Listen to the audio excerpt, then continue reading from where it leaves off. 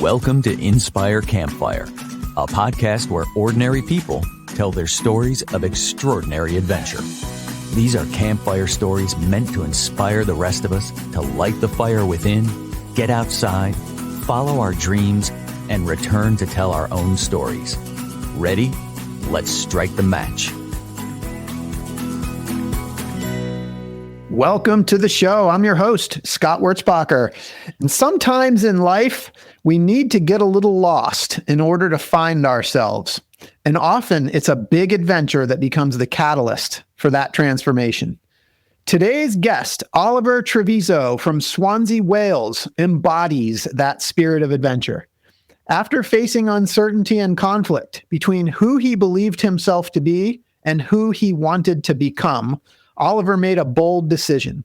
He set out to walk the entire length of the Andes Mountains in South America. His journey stretched from Argentina all the way to Venezuela, ending at the Caribbean Sea. 7 countries, 14,000 kilometers, and 20 months on foot. Oliver recently returned from this extraordinary trek, and today he's here to share with us not only the incredible stories from the trail, but also the deeper reflections about finding himself through adventure. It's a conversation filled with adventure, vulnerability, passion, and depth, and I can't wait to share it with you. Ollie, welcome to the campfire. Cheers, mate. That was hell of an intro. Oh my gosh, what a journey you have. I mean, and you just got back too, 2 months? As we're talking here today, it's been about 2 months? Yeah, 2 months, which is surreal because it almost feels like it never happened. Like, I do have moments where I'm thinking, that could have just been a dream, like it's bizarre, but no, I'm starting to really enjoy looking back at it, think about some of everything just feels really positive to me now about it. When I look back, I don't feel the pain or the hard days, which is really nice. So yeah, it's an amazing time in my life. I'm so glad to have you here. Ollie, Thanks. 7 countries, 14,000 kilometers, 20 months. Can you give listeners an overview of this trip, this adventure, this journey that you just took?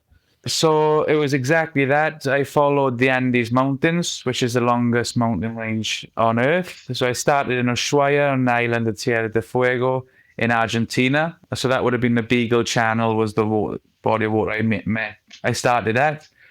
And then it was Argentina, Chile, Bolivia, Peru, Ecuador, Colombia, and then Venezuela to finish off at the Caribbean Sea. So, yeah, I think one of the big things that drew me to the Andes was just how diverse it was. When I would look at it, I thought, wow, because I was thinking, maybe I'll do Patagonia. I thought, well, Peru looks nice, and Bolivia, wow, the salt flats, and so that was what I was really drawn to. I loved it that it started really at this hostile south, and then finishing at the Caribbean, which was the opposite. That was massive for me, and that's exactly how it went. So yeah, incredible mountain range. It sounds like you were researching some different areas and couldn't decide, so you just said, "Let me do all of them." That is literally the thought process. It was a bit of a backstory to it, really. So I had a dream of traveling to South America for a long time. Took me years. Eventually sailed there from Europe to Brazil. When I was in Brazil, cycling through Brazil, I had a call from back home to say a member of my family had died in a tragic accident. So I went back, was in a bad place. I was just drawn to the Andes, and I started to read and get excited for adventure again. And I was thinking about Patagonia, and then knowing that my cousin died so young, I just thought, do you know what? I'm going to do it all. Why not? If life could end like that, why not just give it all a go? And that it was literally as simple as that. I obviously should have prepared more. I made a lot of mistakes, but obviously I'm back home safe now, so I've learned a lot, and I'm happy that I'm home to share the story. I have so many questions, but let's just start with, you just said I should have prepared more. So what did you do to prepare for this? Well, so I took it on 3 months before I started.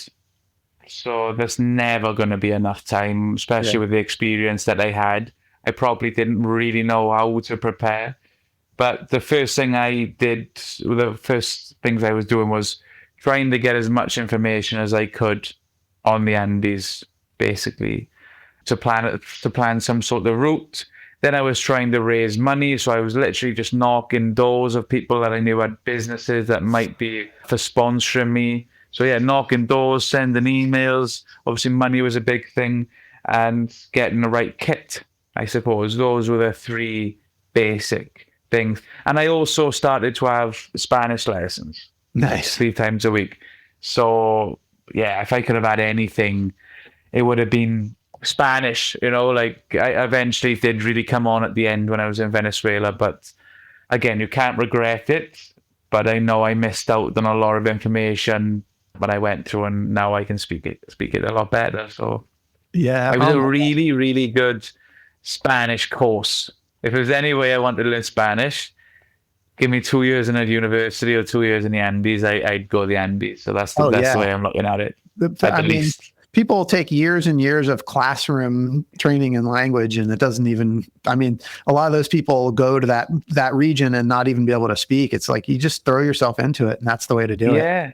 I would just try. I had no shame in trying, and sometimes it's hard because you want to express yourself. People are often laughing at you, but as you do, not in a malicious way, but just because it's funny. And I didn't mind, and I had no other choice. It was like that as well, and that was a big thing for me as well. Actually, I did just want to learn Spanish. It was always this sort of dream that I had. Yeah, that was my way of learning, I suppose. But at the end, then I had a guide for Venezuela. By that time, I got the basics, but then we were talking every day, and there was a lot more people involved. So then I just felt like I excelled then within the last 2 months. Yeah, Ollie. So I'll kind of go back to some of the stuff that you just talked about and maybe slow things down a little bit, because I know you packed a lot into a very short period of time. But, I think the first question that I have, and then I think most people are going to have, is why take on an adventure like this? This is huge. I mean, it's going to be a lifetime thing. And you did mention some highlights about losing a family member and going through a dark period, but can you kind of walk us through the why? Yeah, so it's definitely a combination of a lot of things. Like I said, this is going back to going to Australia when I was 21. So I started this when I was 28 and 29 now.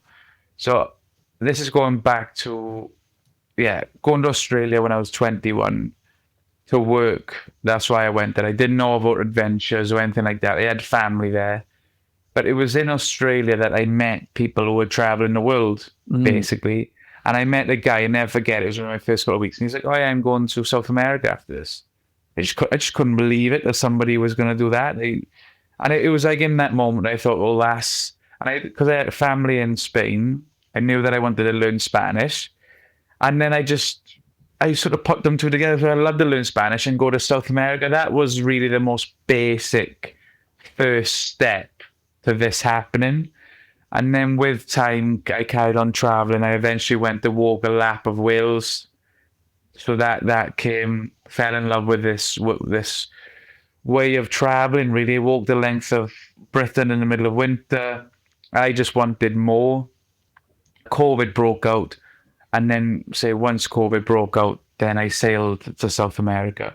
But South America, was the pinnacle, and I was drawn to the Andes from the story of the rugby team that crashed in the Andes, that famous story. Yeah. Then there's the Welsh settlement that was in the Andes, and when I was looking at South America, I was seeing a lot of the Andes, and that's just what I was fascinated with. So it's really as simple as that. It's just that desire to see South America. Wanting a big challenge. I was curious, what would it be like to walk for a year? I wondered things like that as well. What would it just be like if I went more than 3 months? And then my family, my cousin passing away, and just really thinking, F it, I'm going to try it all. It was, and like you said, I was looking at it, I thought, well, the Caribbean looks nice, the tropics looks nice, the Altiplano, Patagonia, deserts, rainforests, glaciers, it was all there, and I just thought, well, just give it a go and see what happens. So it was simple. It was literally as simple as that. It wasn't too much to it. I remember being home listening to, I was reading a book by Ranulph Fiennes about Shackleton that really kickstarted something for me. Like, it hit me really hard. then listening to a podcast of Ranulph Fiennes, and then hear him sort of saying he had his heart attack, he pretty much died, and all his worries just didn't matter. That was it. It was as simple as that. I butchered that a little bit, but it was something along those lines. And I remember just all my weight coming off my shoulders. Like I said, I was having a bit of a tough time. And just cooking my dinner and sort of dropping my things and just going, I'm going to do it. I'm gonna. And it was like this euphoric moment in my kitchen. Everything's burning. And I'm just like celebrating the fact that I'm going to go and walk the Andes. So I'd say 3 months later, I was in Ushuaia, because the reason I started so soon, when I was in Brazil, I had this feeling like travel's over for me. I want to go and get a job, go down that thing. I was struggling, I wanted the instant comfort. But my brother owed me money at the time, and my dream was to go to Argentina. That was like the pinnacle of if I was going to go to any country, it had to be Argentina. So I said to him, look, just book that. He owed me money, so book that flight to Argentina for me. So whatever happens, if I go to settle down now, I've sort of followed my dream to go to Argentina, then I can come home with no regrets. So it was like I was thinking one step ahead a little bit, and it's amazing how that then worked out. But that's what gave me that start date, really. Yeah. But it only gave me 3 months to prepare. So many follow-ups. First, before I forget, you mentioned the book about Shackleton. Can you just talk about what it was about that story? And for listeners, let's assume that people don't know Shackleton's stories. What I took from Shackleton, so he's an explorer of the poles, was in a most brief way. But I think what I really loved about him was that he wasn't ex-military. He wasn't from a really wealthy family. He just had this dream to travel, and he went after it at all costs.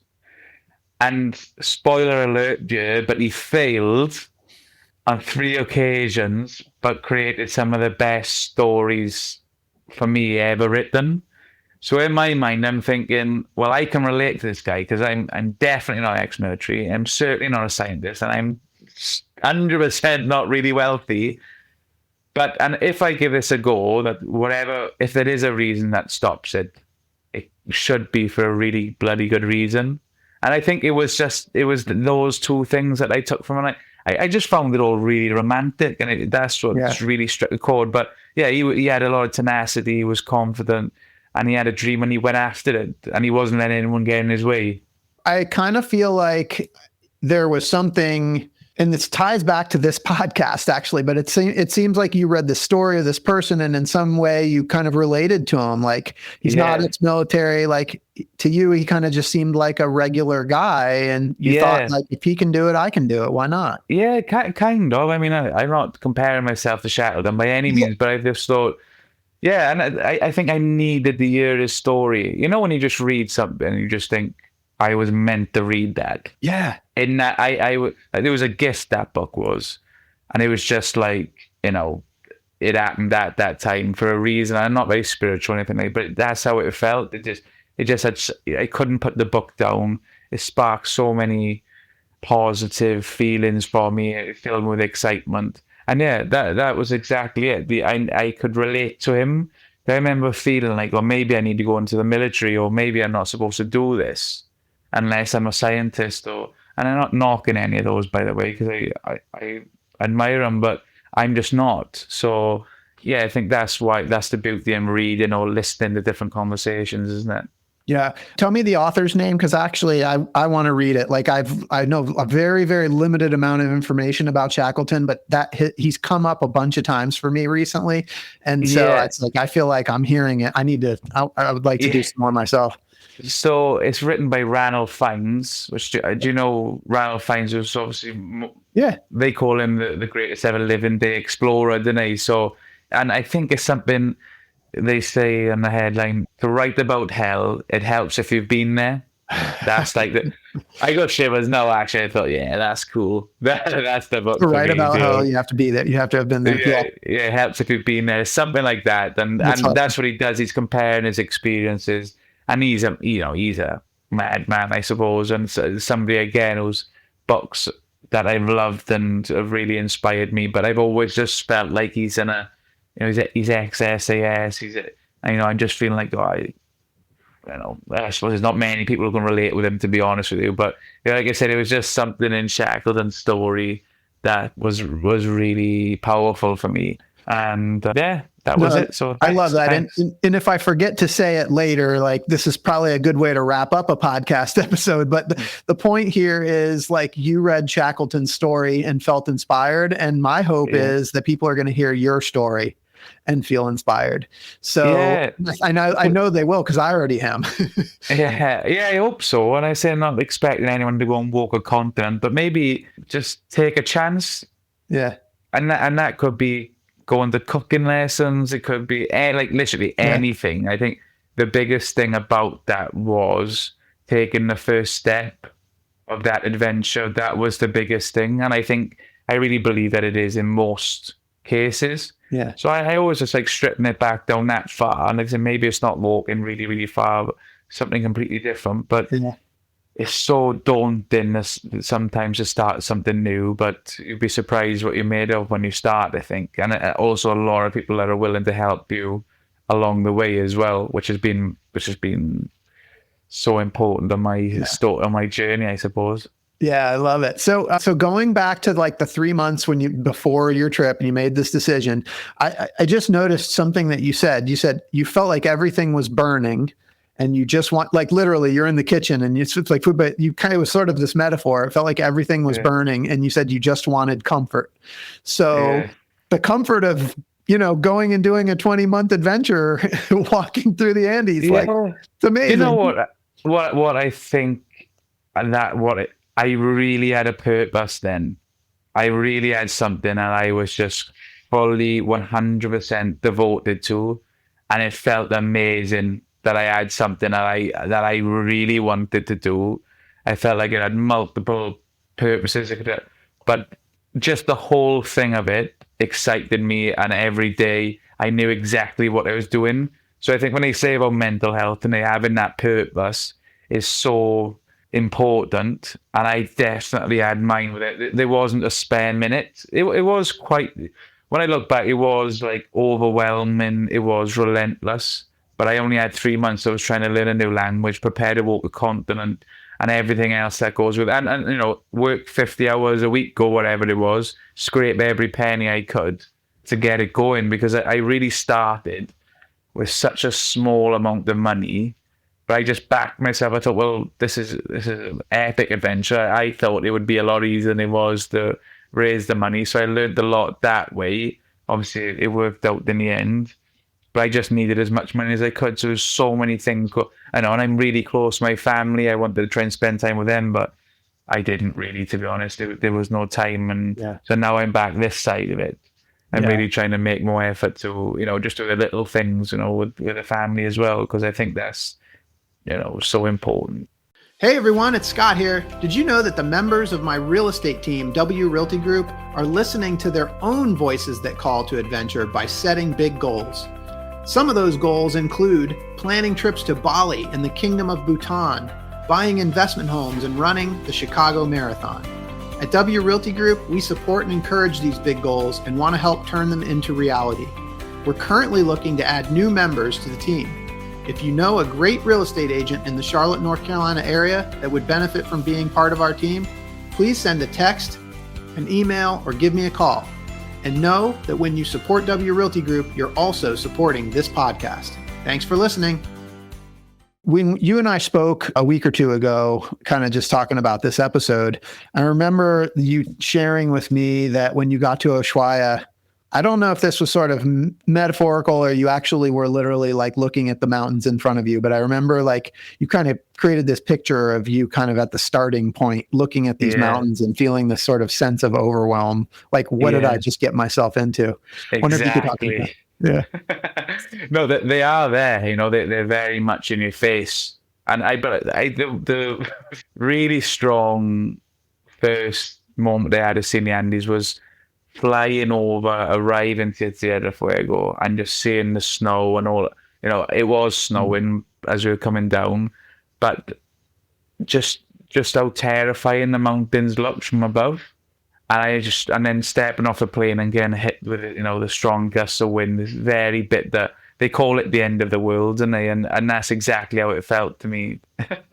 But that was really, really difficult for me those first couple of days, but which has given me so much strength now, because at the other side of it, I'm starting a new chapter, and it'll never feel like that, how I felt there. It can't, I'm sleeping on a bed every night. Do you know what I mean? I got family and friends around, so that's, again, something that a massive positive I've taken from it. But I would say one of the hardest things about it, when people ask it, was that start, the anxiety I had, sick in my stomach. Because, like I said to you the other day, it's all well and good me and you chatting now about an idea, but then being at the start line on your own in a different continent with 14,000 kilometers of unknown ahead of you, it's you can't comprehend that, I don't think. Yeah. I really don't think it's possible. So, yeah. But the other side of that, what was great was, I remember I started on a Tuesday, and I was checking the weather forecast. It was a sunny day on a Tuesday. I got the start, and I just started walking, and it was just like I was walking to the shop in Swansea. Like, nothing really, nothing at all changed. I was just in a foreign land, and I remember thinking, this is actually right. This is why I'm doing it. I enjoy this, don't I? So it was this really bizarre moment when I thought, look at this lunatic walking with his rucksack, just smiling, walking into the mountains. But that's what it was. I sort of remember that's why I wanted to do it. It's something I enjoy, and it was as simple as that. Really, it was walk, carry enough of what you need, food, water, and do it again and again and again. But so once we stripped it back, the worst thing we start doing is thinking about 14,000 kilometers. But we think, I'll walk for an hour, and then I have a drop of water, start breaking it down. That was huge for me, coping with it. Really was. So the first couple of days were really hard. I wanted to ask you what you were feeling, but you kind of shared already. You were feeling anxiety, sick to your stomach. Just, I think, again, the scale of it was the hardest thing. Wasn't anything else. It was the fact that this was going to take so long. It really bothered me. So then that would make me emotional about being away from home, and it just naturally, the end is so far away at that time. And it probably wasn't until really halfway through that I started to ease off a little bit and enjoy, really start feeling content about what I was. And when I'd see my arrow on the map, and I think, well, that's a good dent now. So it took me a long time to really start to say, do you know what, let's just try and enjoy this now. Because it was just, let's get these big days in. And it was like I was playing darts, just constantly taken away from the 14,000 kilometers. Well, what I'm hearing is the remedy for the sick feeling was to just take steps and just walk. Yeah. Have a good routine. I till the last day, I loved putting my tent away. I just I had 2 cups of coffee every morning without fail. There's no way I was going anywhere without that. I can do this. If I can have my 2 cups of coffee, I think I could do this. Yeah, exactly.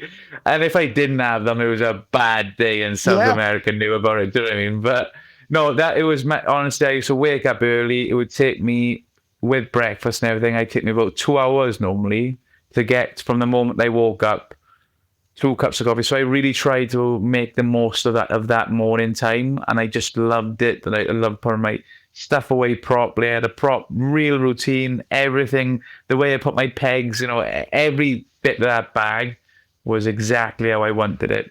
And that was the first thing then that set me off for a good day. And even the natural thing that you got yesterday done, you're good.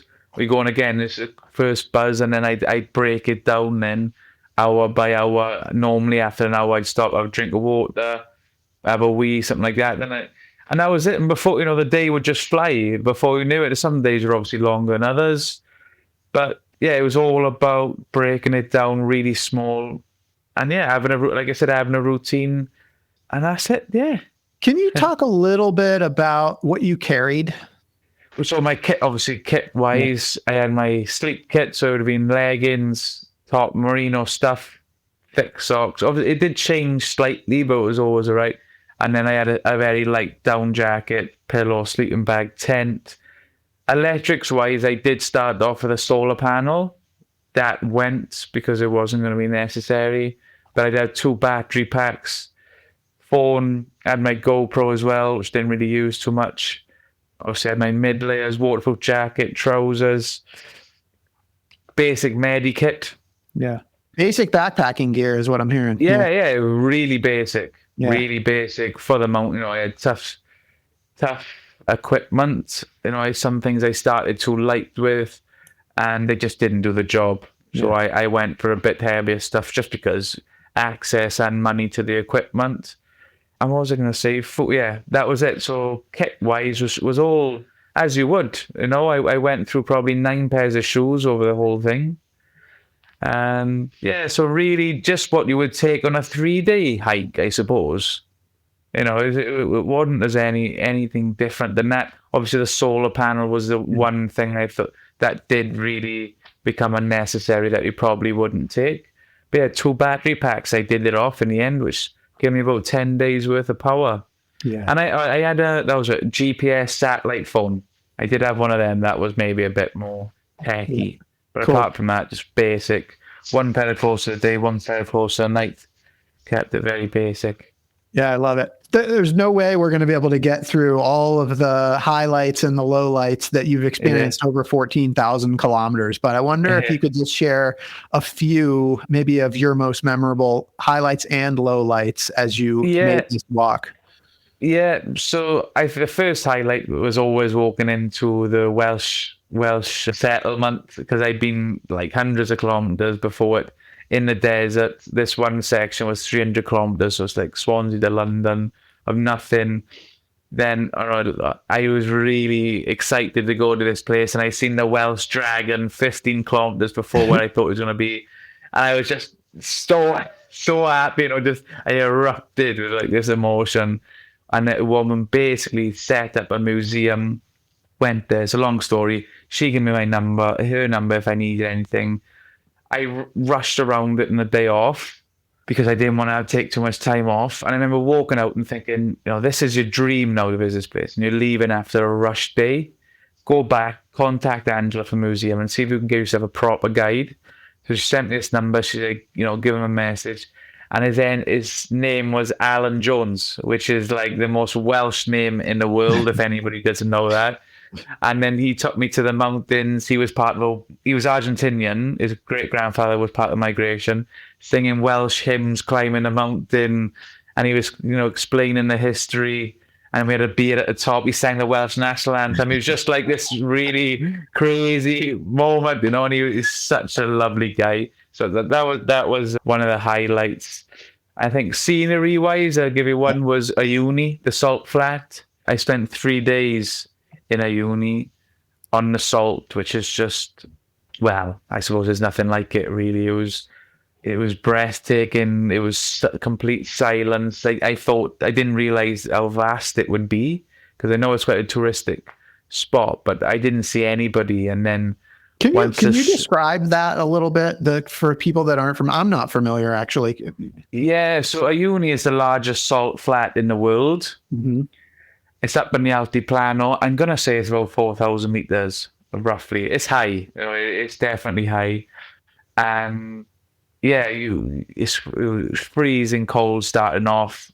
And you walk onto the salt, and it's just this abyss of salt. So I was covered 100 kilometers over the 3 days. Wow. And it's all it is your feet crunching on the salt. I was heading for a volcano. That was like my marker.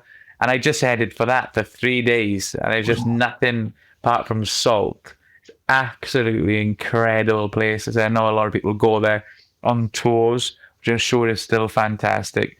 But it honestly made me feel emotional. It was that breathtaking, that far away from home in terms of, you just don't have anything like that in the UK or most places in the world.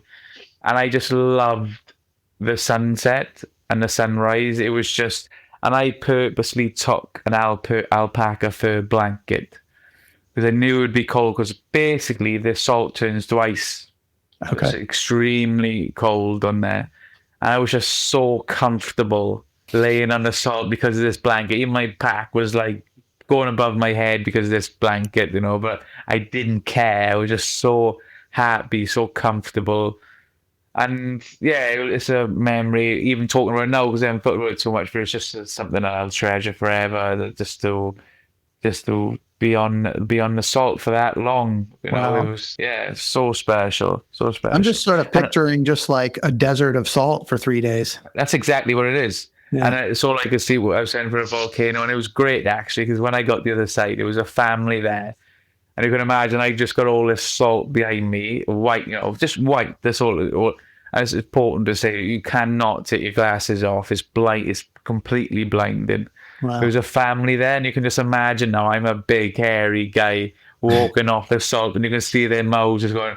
Who is this person coming at us? What the? Yeah, what on earth is going on here? And then fair play, they come running over for give me a drink and stuff like that, but they just couldn't. They never seen somebody walk over it, So, but I imagine from their angle to be having a picnic with your family, looking at it, and just see this hairy guy appear from the abyss must have been quite funny. What was the water situation over those 3 days? Yeah, so it was carrying a lot of water. So I probably set off with 8 liters of water, something like that. To be honest, I thought that I was going to do it in 2, but I was taking videos, trying to enjoy it a bit more. And so I had like 2.5 days, 3 days. No, I thought it would be 2.5. I did it in 3. But yeah, I was all right. I was very thirsty in the end because with the salt then as well, I think it does make you more thirsty. So no place to get water. No, definitely not. No, it is a desert of salt. 8 liters for 3 So days. it's a case of taking everything that you need. And the way I went, because there is like a little island that they've made for tourism, but the way I went was just straight across. So I could have gone and found it, I suppose, but I didn't even see it. They might have even been further away. I can't remember. But yeah, no water, just everything that I took. Wow. It was wild. It was amazing. Couple more natural highlights. Yeah, well, as well, actually, that whole crossing into Bolivia, so Eduardo Averón National Park, the Altiplano, it's like you're on Mars, but with these giant volcanoes, 6,000-meter volcanoes. And that was another one as well, just made you feel emotional. It was just so surreal. It was like you're in space. And then you have different colored lakes, pelicans, and it's a bit of a joke. It's just like, what on earth? How is this a thing? And obviously it's freezing. It's so cold in the night, -15, I think it was when I was there. But just breathtaking, absolutely breathtaking. They're all incredible countries. I don't want to miss Patagonia because that's just in a world of its own as well, with the glaciers, the forest, the dense forest.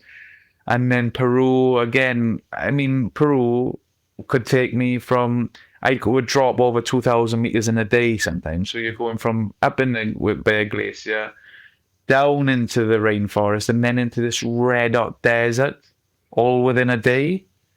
There's not many places in the world you could do that. But that was constant because it's just all these deep valleys. So Peru is incredible as well. Ecuador, I climbed Cotopaxi and Chimborazo. So, nice. Yeah, so they were pretty epic. Colombia, again, is so diverse. People don't talk about that side of Colombia, just how diverse it is. Again, I went into the rainforest, into the desert, and then you're in the Paramo, which is like moorland, basically. And then all the different types of people are going it. And then Venezuela is the same. We've got them big rugged mountains going up to nearly 5,000 meters to this incredible Caribbean Sea, with crystal clear water, wildlife. Yeah, wow. It was epic. So it sounds like heaven, but I know you had some challenges along the way. Let's hear some of the lowlights. Yeah, so definitely, the stresses of it all. Like I said, the money was always a big thing, but the fall in Patagonia was probably one of the toughest things I went through. So try and go through it briefly, but it was an 8-day stretch of wilderness in Patagonia. So I knew there wouldn't be anything for those 8 days. And it really was in the rugged mountains. It was never about, ridge lines or anything like that, but this section was high up into the mountains. On the first day, I passed a gaucho, and a gaucho is basically the Argentinian cowboy that takes their livestock up to the mountains in the winter, summer months to fatten up, and they just live in this bare shack, wooden shelter, cook on the fire, no electricity, no toilet. Got chatting to one of them, which is amazing to meet one, by the way, because it's, a rare breed. And he was warning me about the puma. I know there's no way a puma's coming after me, not with all this nice cattle you've got here. Next thing, this white fluffy thing runs over. For a minute, I thought, no way, but it was his dog, thankfully.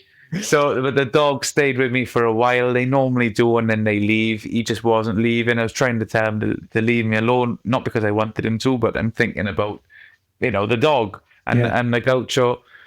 And hours and hours later, I arrived at this river crossing.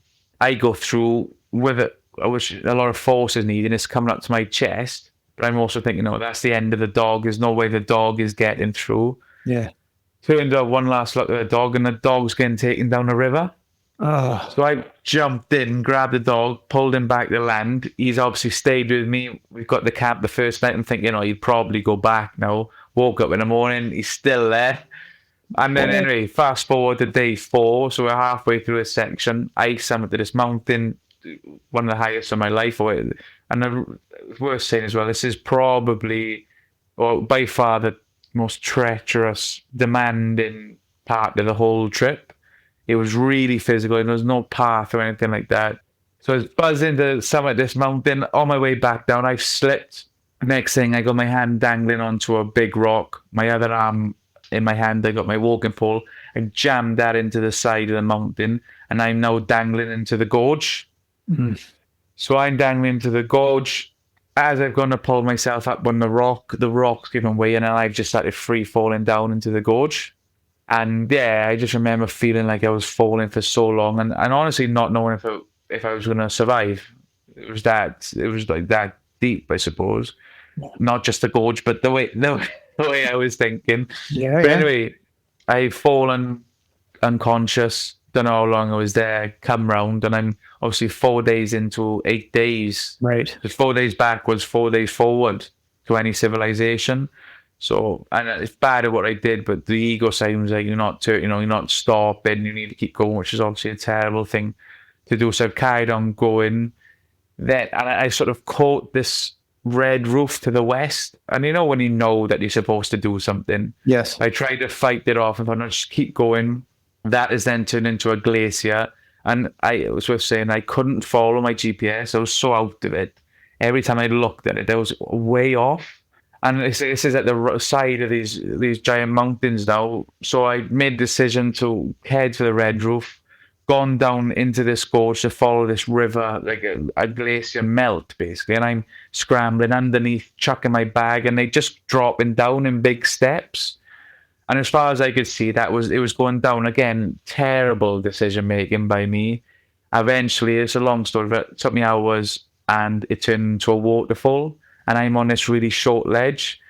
And I never felt been so overwhelmed with fear and the force of nature. I'm feeling like a little boy, just completely overwhelmed by it all and almost losing my shit, to be honest, because I just didn't know what to do. Because if I had to go back that way, it was so difficult to even get here. How am I going to get down to this red roof now? Is it all this, and it was getting dark. Anyway, gathered my thoughts, took a deep breath, headed back up through the gorge. Eventually got back out of the gorge, and the dog has actually started to sniff out the goat trail. Oh my gosh! The goat's poo basically. He sniffed that, and then that's led us down the side of the valley, which is like, is it insane? But that led us down. We camped the night at the bottom of the valley because it was dark. And then woke up in the morning, felt like I'd been run over. Eventually got to the red roof. The police station, mountain police, was just a bit further down, which I did see in my GPS on the way down. I arrived there. They were looking at me like I was some sort of alien because it was so remote. Right. Obviously, all my face is bust open, my clothes are ripped. I can barely walk. They pulled me in, gave me a Brazilian football top, made me scrambled eggs, and then got the aerial out and phoned in rescue. Because they didn't even have a vehicle. It was that remote. Yeah. And then I ended up fracture in my foot and I bust my jaw open. But they the worst part about it was saying bye to the dog, to be honest with you. I was devastated because we've been through so much together. Obviously, I've thought long and hard, could I take him with me? But they seemed to know the gaucho. I was a family there that were willing to take him in. And that was a decision I had to make at the time, really, for the best for everyone involved. So, yeah, but I still think about him. Hey, everyone, it's Scott here. This podcast is a passion project for me because I absolutely love adventure. And it's thanks to the effort of my residential real estate team here in Charlotte, North Carolina, that many of you know as the W Realty Group, that this podcast gets funded. This awesome group of people have unmatched levels of competence and caring for our clients. If you know of anyone looking to buy or sell a home, our team serves the Charlotte, North Carolina market, but we can also help you find an agent anywhere throughout the US or Canada through our highly connected network. When you support our real estate business, you are also supporting this podcast. Thanks for listening, and thanks for your referrals. What a cool story, though. He was your buddy the whole way. I mean, he was your your protector. Wow.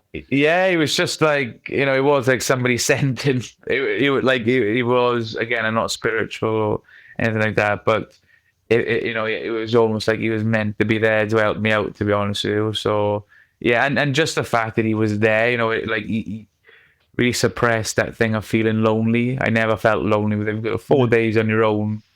It's hard to do. It's hard to find a place where you could be 4 days on really without seeing another human. That's quite difficult. Yeah. And so I wanted to ask you about that, and then also like people that you met along the way. But I mean, over this 20-month period of time, I mean, you spent a lot of time by yourself. Yeah. Yeah. A lot, 95%. I think that's just coming home is quite hard. It probably, I just used to being on my own, used to being not talking so much. Yeah. So it's like I'm a sociable person, but it's just challenging for me now almost. Yeah, a lot of time on my own, but just got used to it. Just as far as I was concerned, this was all part and parcel of what I was doing. I never really let it get to me. I remember once being in my tent in the middle of the desert, just thinking, oh my God, you're on your own in the middle of the desert. And just thinking, well, what was you expecting? Obviously you are, and I just sort of make a joke out of it, then that's the way it was. But what is amazing was just how a smiley face could even be a little allure, the boost that would give me. It was all, and I always felt like when I was getting taken to the edge, maybe emotionally, that something would just come. It always felt like that for me. Yeah, that was the story behind it. Really, it was just like, you are gonna get pushed to your edge now, but don't worry, because something's gonna happen to make you feel better. It gives me that sort of confidence, and even that's transferable now to. It's not saying I'm gonna run and jump up a cliff and somebody's gonna catch me, but I just feel like when you're doing what you really want to do, and they're doing a positive thing, it will come for you. Right, that's what I mean when it gives me confidence, and then I feel like I can go after anything within my sort of, where I want to go, and feel confident enough that I'll get there. I think that's such an important thing, though. I heard you say, like, when you get to this emotional edge, it seems like somebody always shows up. Yeah. Are there any examples of that you experienced on this trip? Yeah.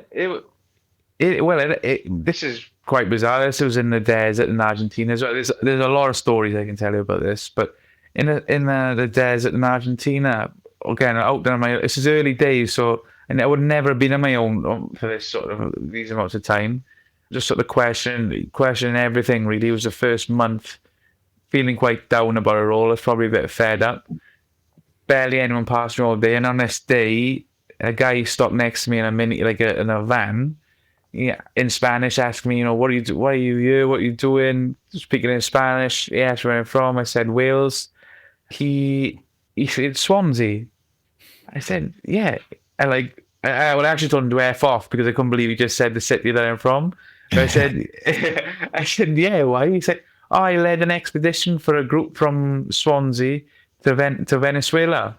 When you get to Bariloche, this amazing place in Patagonia that I would find out, you can come and stay you can come and stay with my family. I arrived there Christmas time, spent Christmas with family.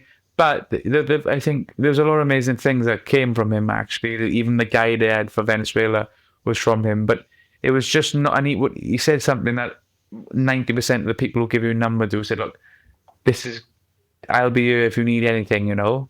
If you need to talk, if you need to chat, just ask me and I'll do everything to help you out. That's the sort of thing. Obviously, the Christmas with the family is brilliant, but when you've got that support, I actually remember being buzzing after that. In the day, I walked off. I remember camping not so long after with the biggest smile on my face ever. One, because I just met the guy who knows Swansea, which is bizarre, but just the fact that he stopped to try and help me out. So it could just be little situations like that. But it happened all the time to me. And if we got time for one more, worth saying. So the place that was causing me the biggest problem was always the Venezuelan border. Yeah. Everyone I spoke to pretty much just laughed at me, told me I had experienced adventure actually before it, who'd done a long adventure through the Andes, telling me to take out insurance for my dead body, you know. But I was having hundreds of messages about this place. And, you know, I put it back in my head. I thought, we've got thousands of miles left before we get there. Don't worry about it. But eventually I obviously got there, got to Colombia, met this guy, an Australian guy, and he said, you know, I told him what he was doing. He was like, I don't think so, mate. He said, I know it's dangerous. He said, no, I don't think you realize what's going on. Basically, a new war had broken out. It's the worst they've seen it in 20 years. And it's off limits. It's completely off limits. So, okay, I was still quite far away, you know, 500 kilometers. I'll keep walking, see what's happening, because it's all very often that the reality is different to what the headlines are. That was a constant thing. And it was the same thing. No, yeah, it's fine, but maybe 100 kilometers away, it's really dangerous there. And you get 100 kilometers, they are saying the same thing.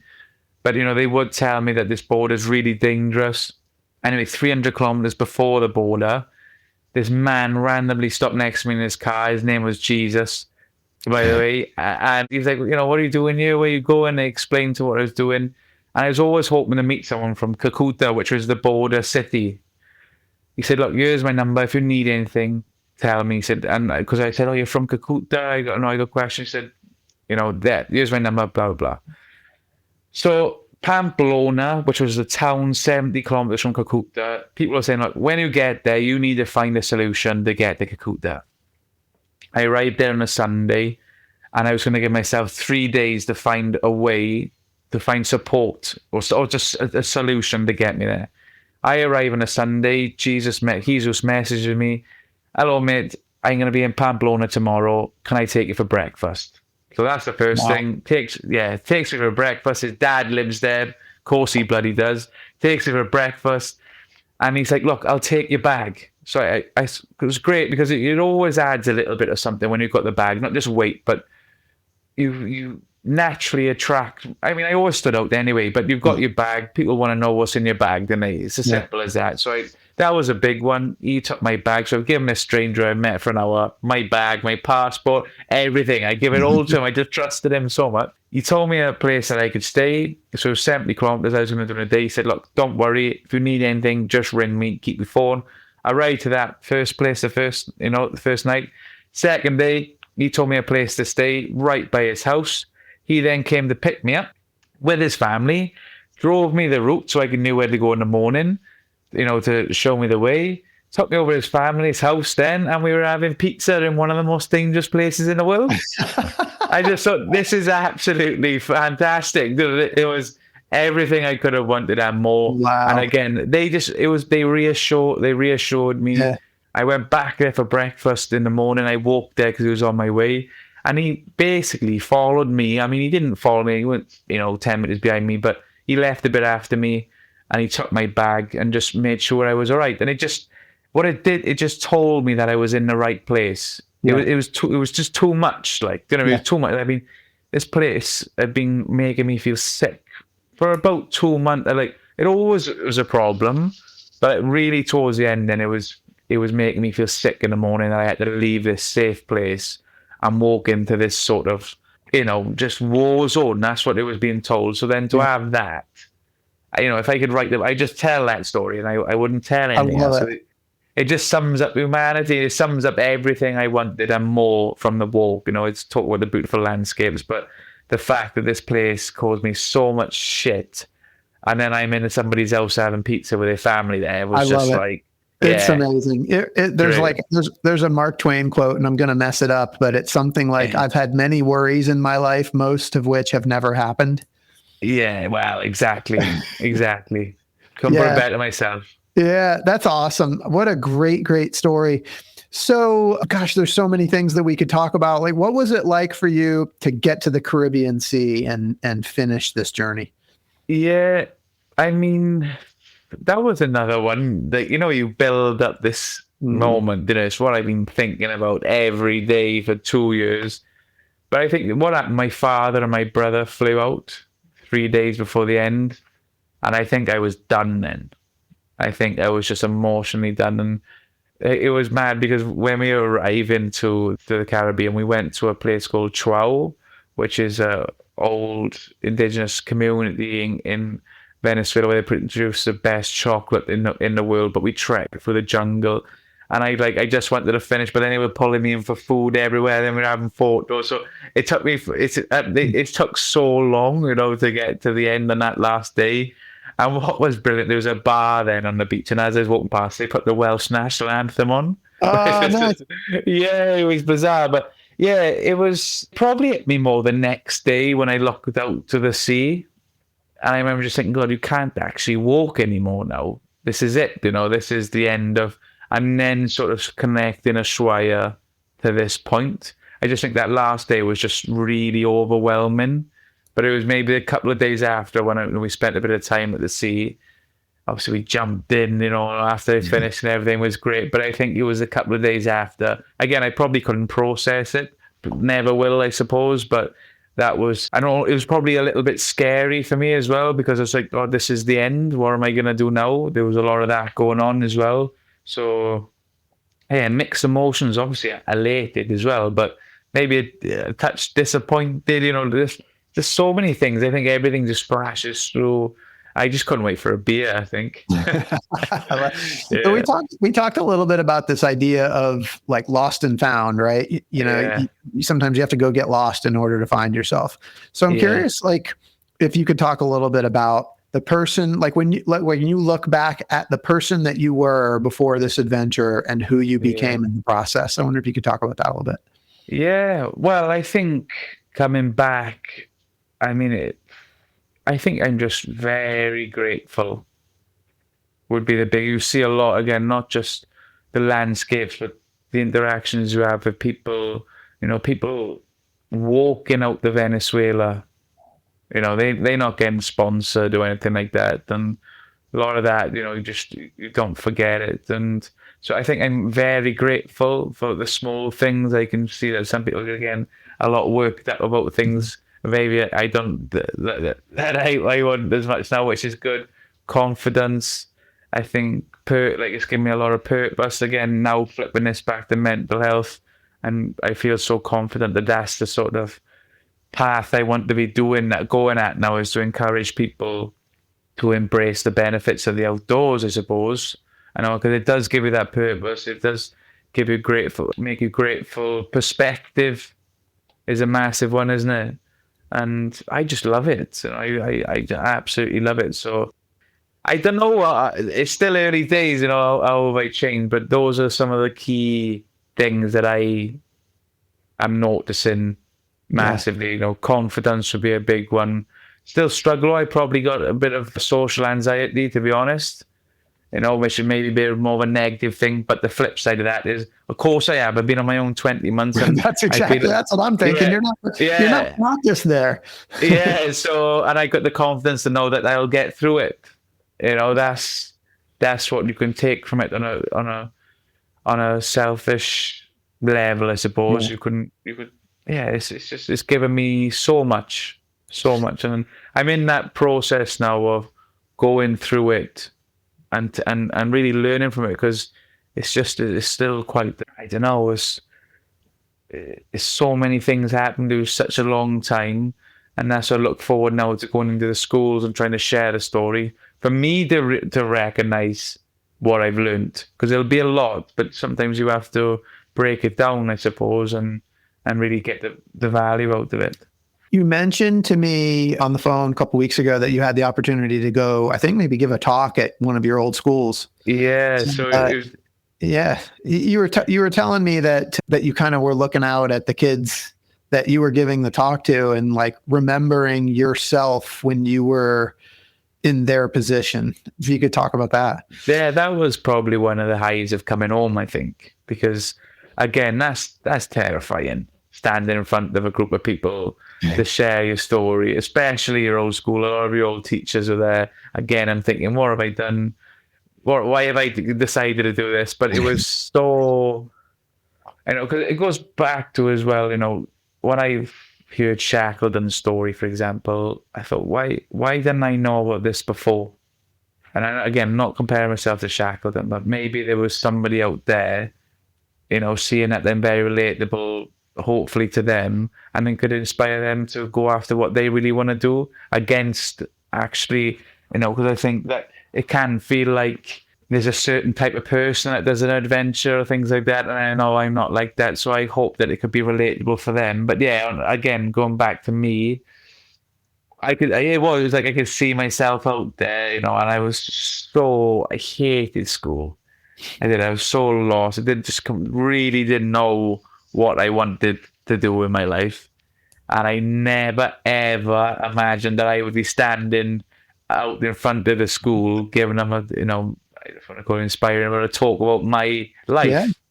So it felt fantastic, I suppose. And then so I was be chatting to my older teachers, and yeah, what a full circle, isn't it? I suppose it really felt good.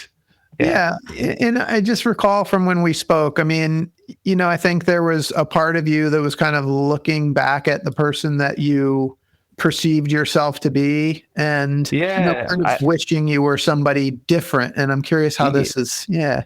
Yeah. Well, that's a good point, because it was definitely like that. I think I told you that I on the phone was getting up to a lot of no good, especially late teens, early 20s.